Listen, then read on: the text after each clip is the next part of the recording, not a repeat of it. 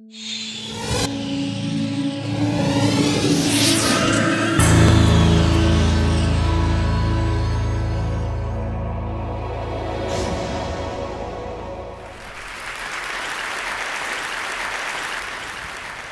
know what you're thinking.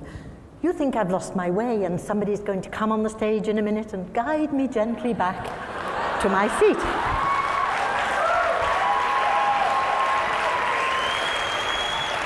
I get that all the time in Dubai.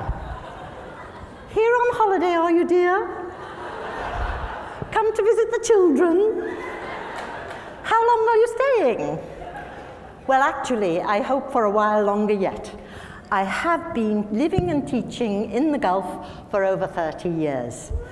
And in that time, I have seen a lot of changes.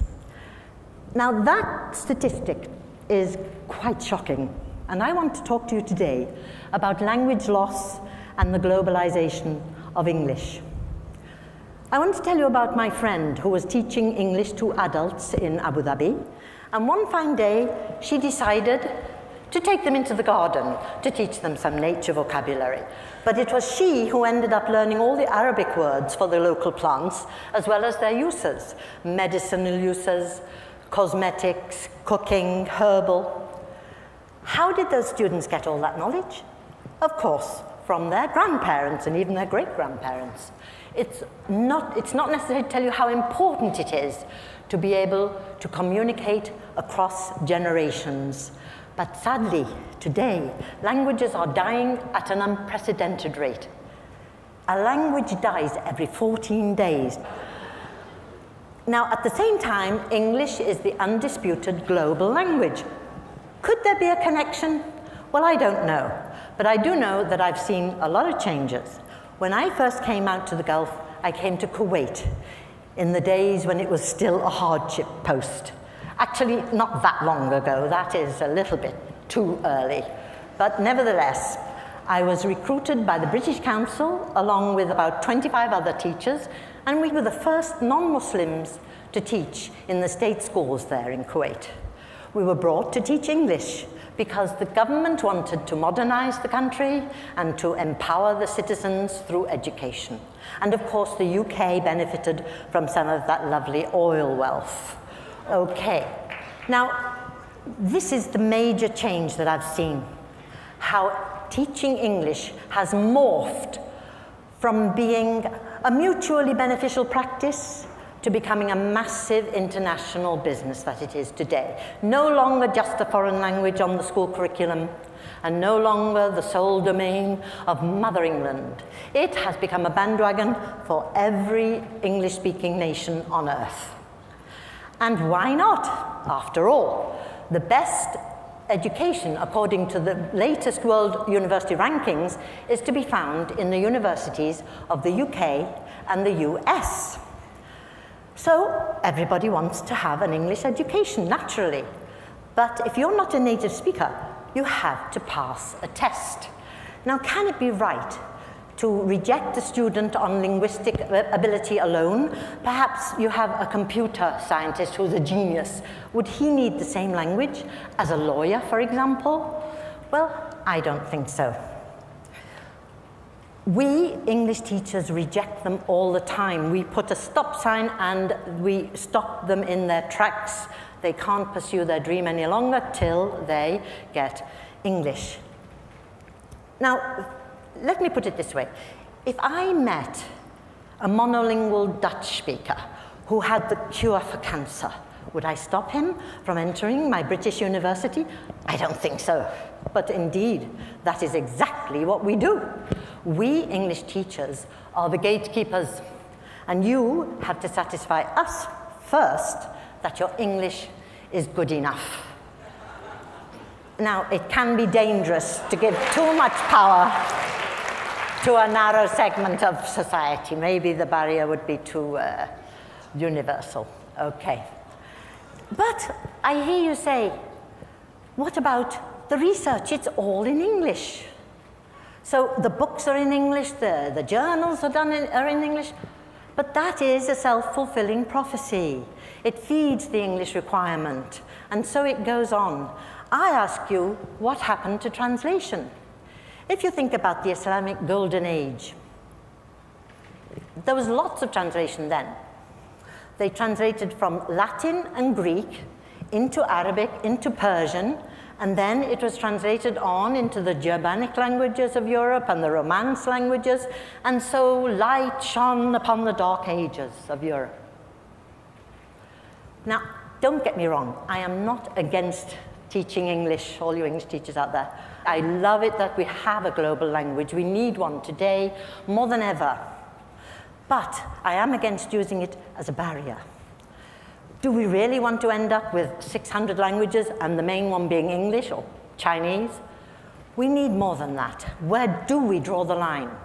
This system equates intelligence with a knowledge of English, which is quite arbitrary.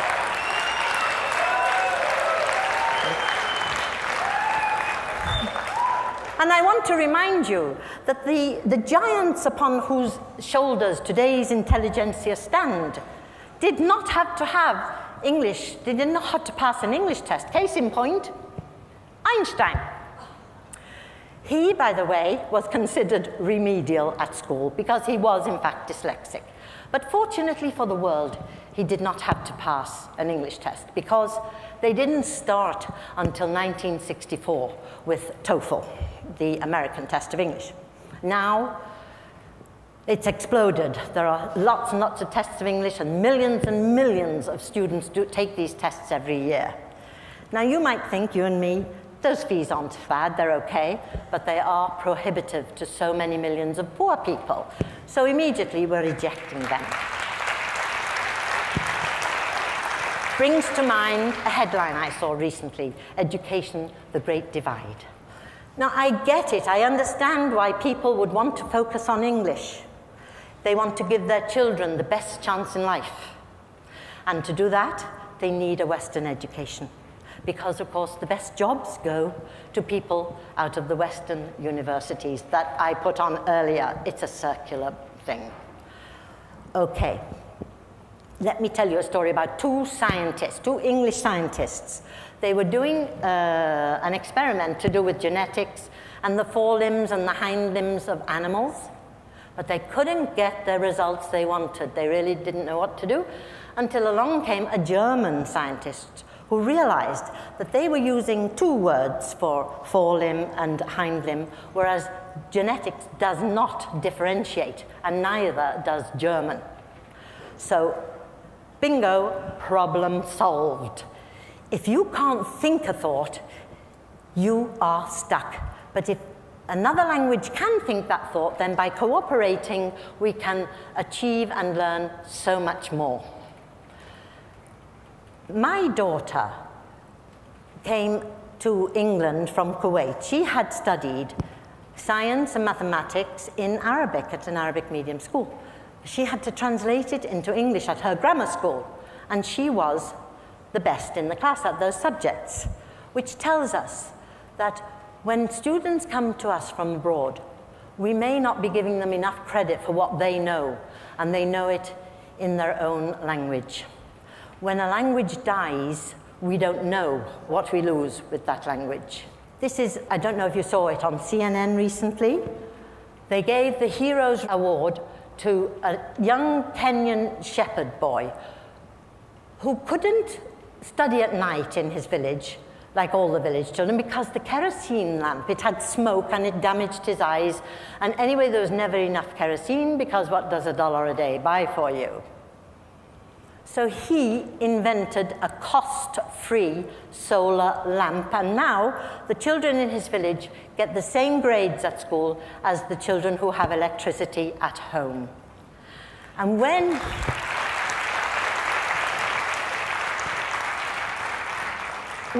he received his award, he said these lovely words: "The children can lead Africa from what it is today, a dark continent, to a light continent." A simple idea, but it could have such far-reaching consequences. People who have no light, whether it's physical or metaphorical, cannot pass our exams, and we can never know what they know. Let us not keep them and ourselves in the dark. Let us celebrate diversity. Mind your language. Use it to spread great ideas.